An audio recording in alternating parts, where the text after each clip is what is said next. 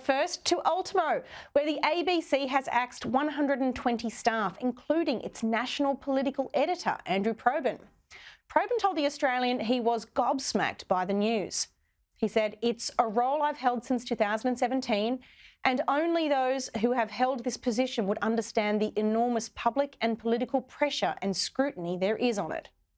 Joining me to discuss this and more is Sky News contributor Prue MacSween and Executive Director of the Institute of Public Affairs, Scott Hargraves. Prue, Scott, welcome to you both. Scott, I might start with you. Thanks, Amanda. According to The Australian, one senior on a ABC source said Probyn is one of our best newsbreakers, but perhaps he is paying the price for standing up to management over some of their more stupid editorial and staffing decisions in recent times.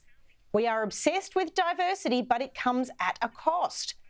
Scott, what's your take on this? Is the ABC's diversity policy to blame here?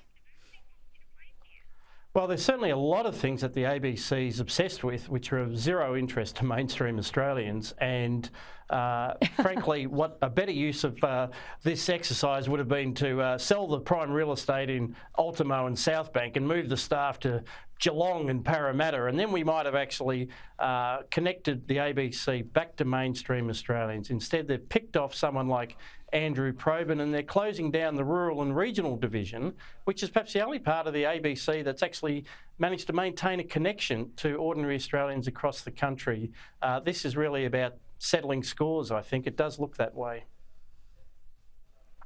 When you look at the core duties of the ABC too, it is to provide that service in places where the commercial operators aren't able to operate and provide services to Australians. That's the core business of the ABC, and yet that's what they've abandoned. It's madness.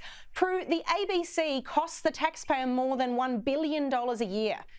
Is it time to revisit how well they are funded, especially as we enter a potential recession? Well, definitely, Amanda. You know, we want our money back, actually, and what a shame they didn't sack the lot of them. It's lost view of its mandate, and while in regional areas it performs a service, sadly, it's not a legitimate source of news anymore because it's so biased, it's got agendas. And I just feel that, you know, what we should be doing with the ABC is turning it into a subscription service, if you can say that word.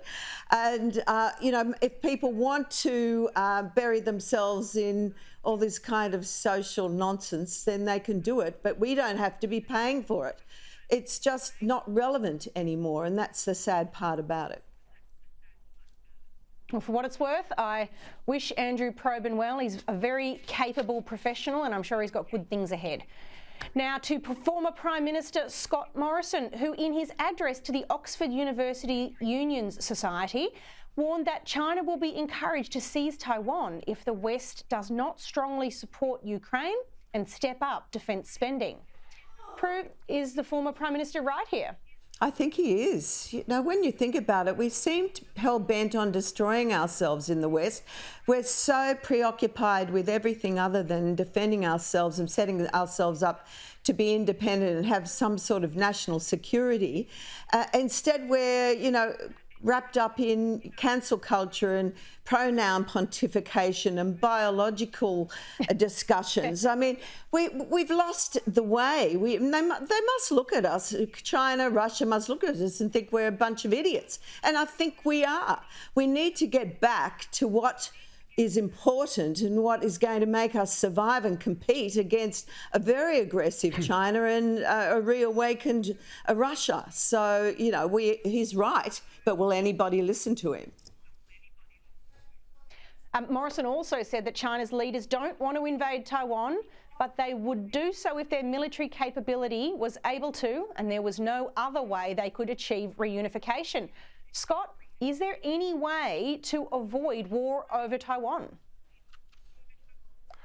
Oh, Amanda, there are many ways we can avoid war over Taiwan, and we must pursue that objective. But I must say that notwithstanding anything he did with AUKUS, which has been a great initiative, I find it very hard to take the Prime Minister seriously when he's talking about global geopolitical issues, and especially as he did at Oxford when he starts talking about cultural issues like Western guilt and self-loathing. I mean, today the IPA released new research on the Karma-Langton report, which Albanese is using as the basis for the Voice to Parliament, and that report was commissioned by none other than Scott Morrison. So this is already a post-parliamentary Prime Minister opining on issues that he really did very little about when he was actually in the Parliament. Touche. Now to Victoria, where the Andrews government is reportedly preparing for a potential handover of power from Daniel Andrews to his deputy, Jacinta Allan. Scott, you're a Victorian, or at least you're in Victoria. What is your reaction to this? Would a Jacinta Allan-led Victorian government be better for Victorians than a Dan Andrews government? Well, here's the thing, Amanda, and if she does take over, we would wish her all the best. But I mean, history repeats. The last time Labor made a woman premier, it was Joan Kerner, and what she inherited was a financial mess. So what would Jacinta Allan inherit from Daniel Andrews? Nothing other than a bloated and politicised public service, a debt heading towards $200 billion and more, and very much a reprise of that basket case mentality. So would things be better under Jacinta Allan? Well, I'd ask, what could she possibly do now with the fix that Victoria finds itself in? So if she does take over, I wish her well. Daniel Andrews will be enjoying his parliamentary pension while Jacinta Allan's in there trying to fix it all up somehow. Of course, Ms Allan's complicit in everything of the Andrews government as part of the team. But Prue, what does this mean for the Victorian Liberals?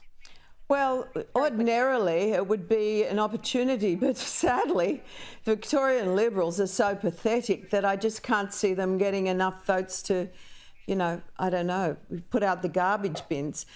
It's just so sad that they've got this person, Pasuto, who's such a fool, and so hell-bent on just trying to destroy any chances they have of getting elected. And I just really feel very sad that there is no opposition in Victoria.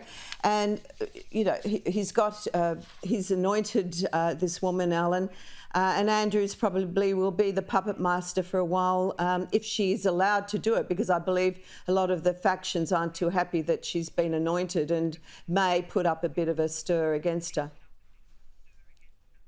Could be interesting to see. Scott, Prue, thank you both very much for your thoughts.